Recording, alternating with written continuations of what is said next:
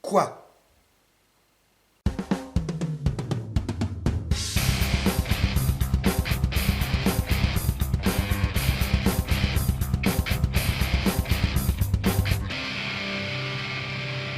Salut tout le monde et bienvenue aujourd'hui dans cette nouvelle petite vidéo. Aujourd'hui, vidéo que je devais faire depuis un moment, qui m'a été pas mal demandée, enfin dont la question est beaucoup posée. On va faire assez rapidement, mais en rentrant dans pas mal de détails, un comparatif MK23, donc comparatif principalement entre le MK23 STTI et le MK23 Marui. On va pas parler des versions blowback KSC, KWA. Premier point, déjà très très important avant vraiment de rentrer dans le comparatif, petit point intéressant entre pourquoi j'ai mis ASG entre parenthèses dans le titre de la vidéo. Tout simplement, je vais vous expliquer la différence. Voici un MK23 STTI, voici un MK23 ASG. Vous ne voyez pas la différence? C'est très simple. Voici un MK23 STTI, voici un MK23 ASG. Vous voyez toujours pas la différence? C'est normal, il n'y en a pas. Le ASG est tout simplement un repack, comme beaucoup, du STTI, avec simplement les marquages ASG en plus. Voilà. Il n'y a aucune différence entre les deux, ce sont exactement les mêmes. Dans cette vidéo, on va aborder pas mal de points qui m'ont paru importants d'aborder sur les différences et rapports entre les deux. Alors, premier point, le pack. Donc le pack au niveau du MK23 Marui. Donc vous avez la mallette de transport, qui est la grosse mallette en plastique pleine de mousse, je vous la sors pas parce qu'elle est rangée, qui contient la notice complète du bordel, de la mousse histoire que ça bouge pas, la réplique, le silencieux, le lame, un chargeur. Voilà. Au niveau du STTI, vous avez une boîte en polystyrène et en carton, une notice, le silencieux en plastique, la réplique, un chargeur et c'est marre. Ensuite, point numéro 2, le prix. Le prix du Marui, ça va dépendre principalement de où vous l'achetez. Pour tout ce qui est site asiatique, vous allez le trouver aux alentours de, en moyenne, grosse moyenne, 170 €. Ce à quoi il faut rajouter bien sûr les frais de port, les frais de douane, les frais de dossier éventuellement. Déjà dessus, les gros frais de port éventuellement, la douane et les frais de dossier. Et si vous l'achetez en France, le pack vous coûtera en moyenne, pareil c'est une grosse moyenne, entre 200 et 250 €. Je l'ai même vu une fois à 371 €. Le site n'existe plus, la boîte n'existe plus, je vous laisse imaginer pourquoi. Quant au STTI, si vous l'achetez en moyenne en France, enfin les sites autour de chez nous, même un petit peu plus éloignés, style Taiwan Gun et des sites comme ça, sous marque STTI, il vous coûtera en moyenne aux alentours d'une quarantaine d'euros, sous licence ASG jusqu'à 90 €, ce qui est beaucoup trop cher. Numéro 3, les performances en sortie de boîte. Alors, Marui oblige, les performances en sortie de boîte sont très bonnes.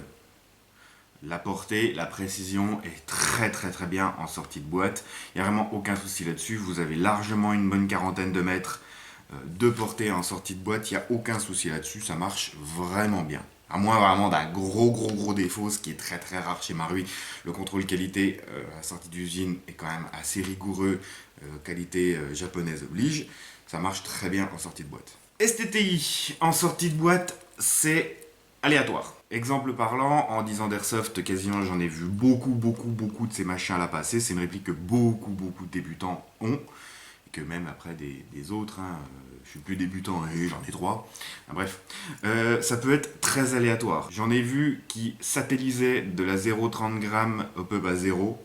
J'en ai vu qui n'arrivaient pas à lever de la 0,12 en sortie de boîte. Valable autant pour du pack ASG que du pack STTI. Ça, inversement, les deux, pareil. Voilà, ça peut être très bon, comme ça peut être très aléatoire. Point numéro 4, la mécanique. La mécanique, donc sur les deux, on est sur un système non blowback en double action. La mécanique du Marui reste relativement fluide. C'est un peu difficile à prendre en main au début. Moi qui ai fait des années et des années de GBB blowback en simple action, les débuts au MK23 avec la double action ont été relativement difficiles. J'ai passé un moment à mettre des gros coups de doigt en fait à dévier un coup sur le côté. Ça a été vraiment un coup à prendre, mais faire ça avec le Marui, la détente reste plutôt fluide. Donc ça va, ça se fait.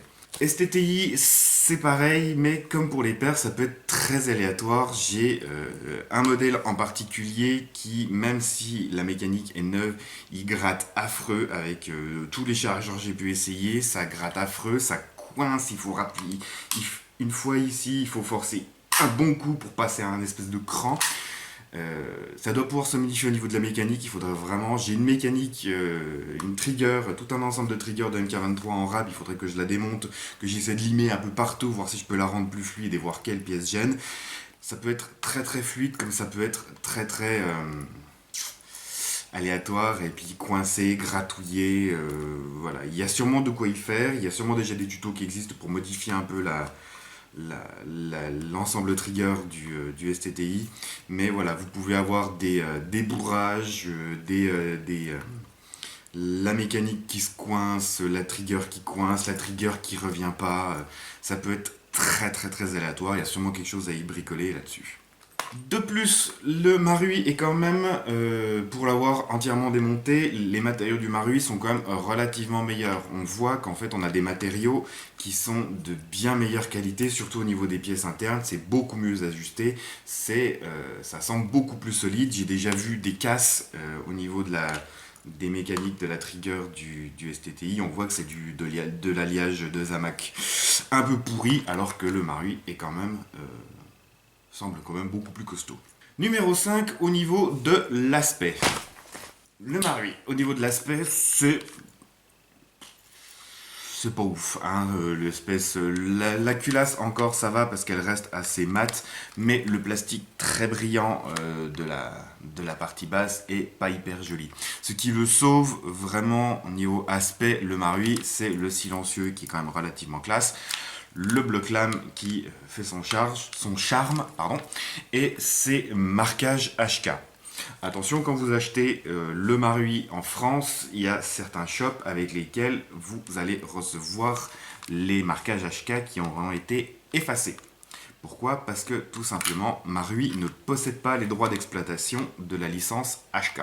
Donc, pour éviter certains problèmes de douane et de contrefaçon, sur certains sites, les marquages HK seront effacés.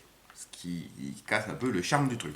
Niveau aspect du STTI, on va changer un peu de modèle. Niveau aspect du STTI, c'est pareil, la culasse est plutôt mate et le plastique de la carcasse est plutôt brillant, ce qui n'est pas très très joli. Mais il n'a aucun marquage par contre, à part le joli petit Made in Taiwan là en dessous, et c'est à peu près tout. Kiff kiff, sauf que le Marui est quand même un petit peu plus joli. Ensuite, point numéro 6, le silencieux. Alors silencieux, je n'ai plus de silencieux STTI d'origine. J'en ai un à longueur totale, mais qui n'est plus d'origine. Alors petite variante qui a été faite sur le STTI. Voilà un très vieux silencieux STTI. Vous voyez qu'il a un pas en plastique qui est quasiment ruiné. Les nouveaux maintenant ont un insert en métal. Voilà, déjà. Niveau longueur, niveau forme, c'est à peu de choses près exactement la même chose, il doit y avoir quelques millimètres de différence. Le Marui est en métal, par contre, avec un pas de 16 mm horaire les deux, ils sont très légèrement différents d'ailleurs. Le Marui est donc en métal avec 4, je crois, petits tampons de mousse, comme ça. Le STTI, quant à lui, est complètement en plastique, avec quand même l'insert en métal maintenant. Et de base, il n'a pas de mousse dedans, il a une rallonge de canon. Ce qui peut, sur certains modèles, faire dépasser les 2 joules à la réplique. Et qui n'est pas très très efficace au niveau de la réduction du son. Il est très très facilement démontable pour, comme j'ai fait dans celui-là, mettre de la mousse exactement comme dans le Marui, ce qui va le rendre très très efficace. Il vous suffit en général avec une lame de faire sauter le capuchon qui est là. Vous allez ensuite enlever la rallonge de canon, mettre de la mousse, bourrer de la mousse à la place. Il y a des tonnes de tutos plus efficaces les uns que les autres sur YouTube et vous allez avoir quelque chose de très efficace. Malheureusement, niveau compatibilité, le silencieux STTI ne va pas sur le Marui. Vous voyez que j'arrive à enclencher le début du pas, mais ça ne veut absolument pas aller plus loin. Par contre, le silencieux Marui, si je ne m'abuse, voilà, fonctionne parfaitement bien sur le MK23 STTI. Par contre, en général, un silencieux STTI modifié sera plus efficace que le Marui d'origine. Et je pense qu'avec ce que je commence à savoir et à avoir niveau silencieux MK23, je pense que je ferai carrément une petite vidéo dédiée au silencieux MK23. Globalement, de toute façon, de ce que j'ai remarqué, le Marui fait plus de bruit de base que le STTI. Dernier point important, on est sur le 7ème, je crois, les chargeurs. Alors niveau chargeur, malheureusement, je vais pouvoir vous montrer uniquement du chargeur STTI parce que les Marui, j'en ai plus. Et les STTI, c'est pas que j'en ai... Je sais pas que je commence à en avoir un petit paquet, mais hop, presque. Voilà, j'en ai 10, ça pèse un de ses poids. Donc, les chargeurs Marui, j'en ai plus. J'ai échangé mon dernier fonctionnel contre 2 STTI pour pièces. J'ai pu en faire un complet avec les deux. Je les ai plus les Marui parce que déjà quand vous utilisez chargeur Marui, chargeur STTI, ça va pas parce que les deux sont légèrement différents. Du coup, vous n'avez pas exactement les mêmes perfs avec le Marui qu'avec le STTI. Et j'en avais marre parce que les chargeurs Marui déjà sont beaucoup plus chers. Il faut compter en moyenne plus de 40 € pour un chargeur Marui contre 20 € pour un chargeur STTI. Les chargeurs STTI sont beaucoup plus faciles à démonter parce qu'ils n'ont pas l'espèce de goupille de sécurité qu'il faut percer comme les Marui.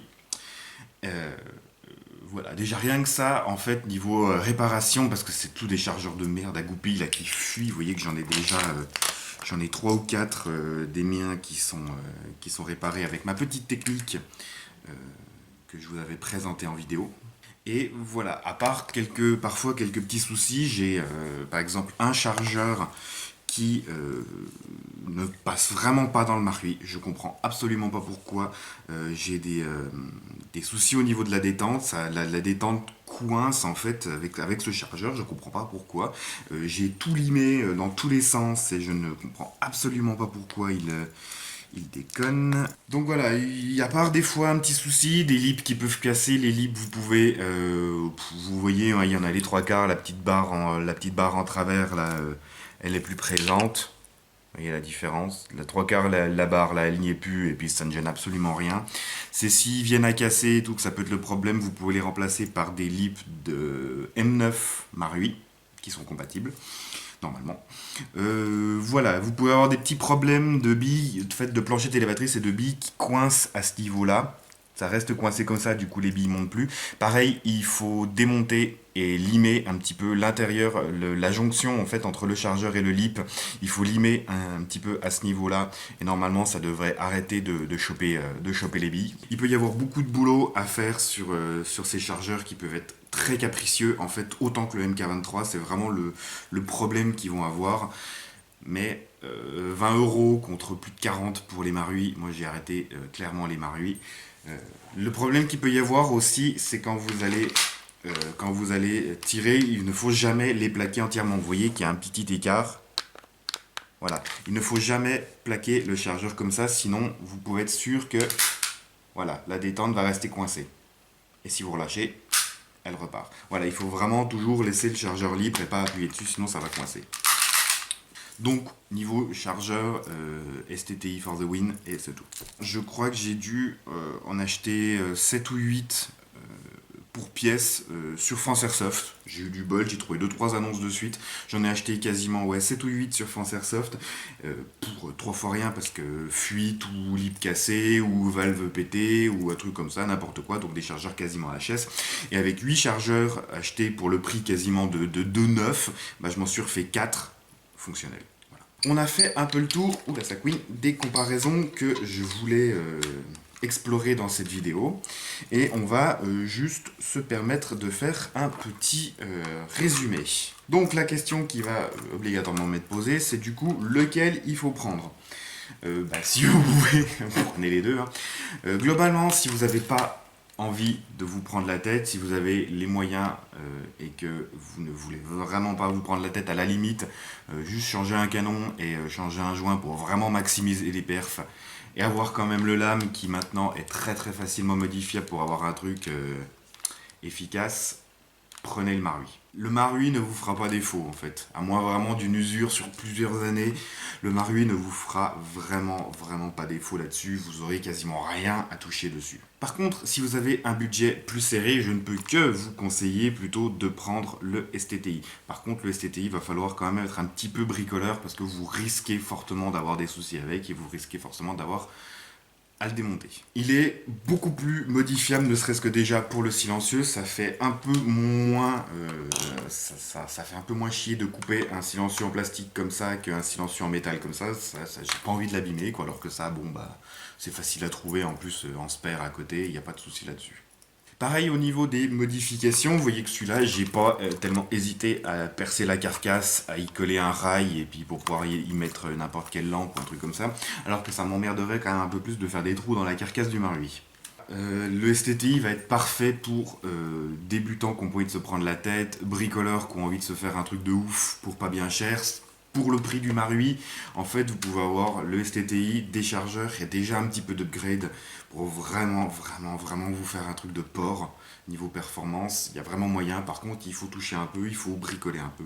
Il y a des tonnes et des tonnes et des tonnes de tutos qui existent sur YouTube, sur les forums, vous devriez vous en sortir sans trop de problèmes. Le démontage est vraiment pas compliqué, même au niveau de la trigger, ça se fait assez facile. Je ferai, comme je vous ai dit, un épisode spécial pour parler différentes sortes de silencieux, parce que entre les stubby, le Marui, de l'impression 3D, du full lens et certains autres qui existent à côté, je me ferai prêter, je pense, le Silverback normalement. Il y a moyen de faire un petit comparatif assez sympathique. Voilà, j'ai terminé avec cette vidéo. Je vous invite bien sûr à commenter si vous avez d'autres questions, d'autres différences que vous voudriez savoir. J'essaierai de vous répondre en commentaire et s'il y en a vraiment beaucoup, je ferai une suite à cette vidéo. N'hésitez pas à partager, à liker, à commenter la vidéo, à vous abonner à ma chaîne si ce n'est pas déjà fait. Sur ce, je vous dis comme toujours, merci d'avoir regardé. Salut, RSOT bien et à la prochaine.